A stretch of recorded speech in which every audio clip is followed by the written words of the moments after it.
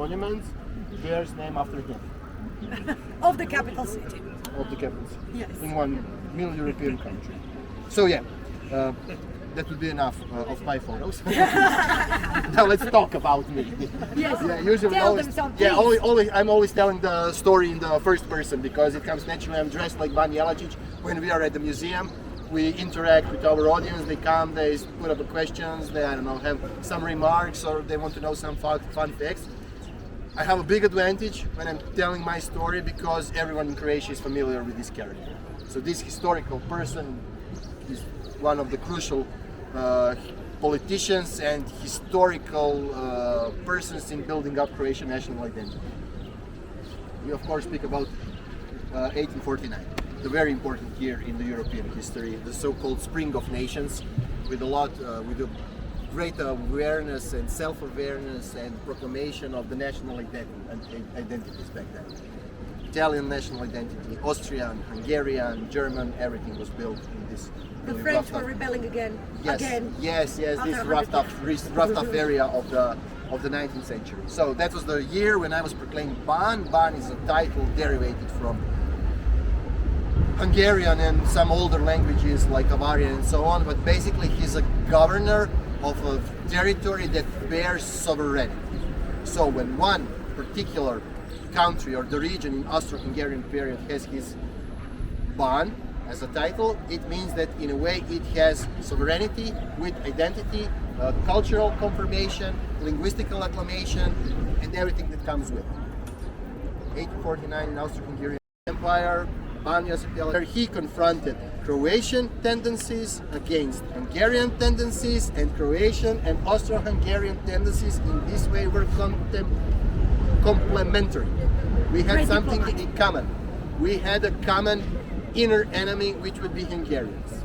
In that regard, I'm considered a hero, a war hero, and the crucial political personality of the Croatian national history. And the most charming ladies' man of the 19th century. Yeah. These are He'll the tell you, he almost forgot about this. Why I always wear a hat? Because I lost my hair. And why I lost my hair? Because I caught one type of disease. Some call it the Spanish disease. French call it Spanish disease. But the Spanish call it French disease. And the Italians call it French disease. So it's those others' disease. Back in the days, it was healed with Poison. no, with poison, with, oh Jesus, hemoglobin, with Jiva, mercury. With liquid mercury. Okay, maybe you could cure the Spanish disease with that, but he loses his hair when being treated by mercury. That's why he was bald, even in early ages. He wears his hat. And then I always wear my hat, and people ask me why I don't take my hat off. I said I'm embarrassed of my baldness.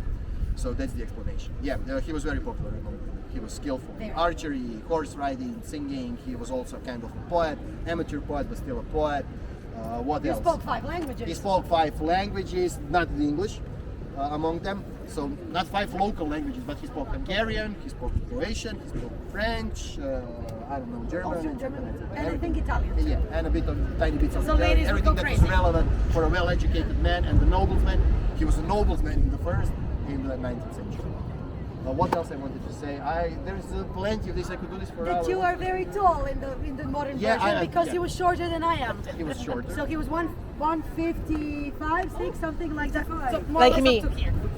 Size doesn't matter. No. That's what they said. Yeah. Still, I was Ban, you know. But they're from Spain, so they know what tiny Croats can do. I apologize who is not a fan of Real Madrid, but Luka Modric, tiny and feisty, is an example of Croats who are tiny and feisty, but never let them near anything you don't want to lose. I was very low on my height, but very high on my spirits. That's how Very nice. contemporaries describe Ban Josip Jelačić. So why is his? I was speaking. That's what.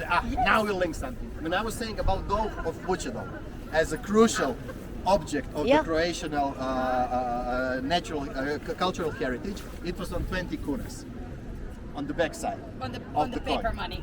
On the greenback. Oh, yeah. Old greenback Croatian, not that old. We had that even 5 years ago before we enrolled euro to our economy system. The Dove of Vučedol was on the one side. On the other side was You. 20 kunas, that's something, I don't know how to describe, like Not even $1, €3 like, today. like 2 Not euros. even €3 today. Yes, yeah. Okay, but it's the most common note bag that circulates around. Yes. For 20 kunas, you could buy cigarettes, you could buy a coffee and get a change. It was like the most popular and most widespread of all banknotes in Croatia, because it's worth slightly less than 3 euros. So you can buy a lot of things with that, and it can also serve as a change. So it was very popular, and everyone knew that on the 20 kunas, on the back side is Dom of Vučedol as the most significant cultural heritage object of Croatia, and on the front side was the portrait of Ban Josip Jelačić. So even on the money, he was always around. Always around. Among the Always ladies around, yeah. and everybody else. Yeah, the other side of the medal, while I'm celebrated as a hero in Croatia, I'm considered to be a war criminal and anti-revolutionist in Hungary. Yeah. And you know, the liberate philosophers of that era, Karl Marx in particular, he thought of me as a counter-revolutionist. Yes. Someone who suppressed the national identities and the liberties of national identities in the Middle East. That's Marx said. We celebrate him. Look at the statue. My explanation, how I tried to explain that to myself, that everything what I did was not against Hungarian people, but pro-Croatian.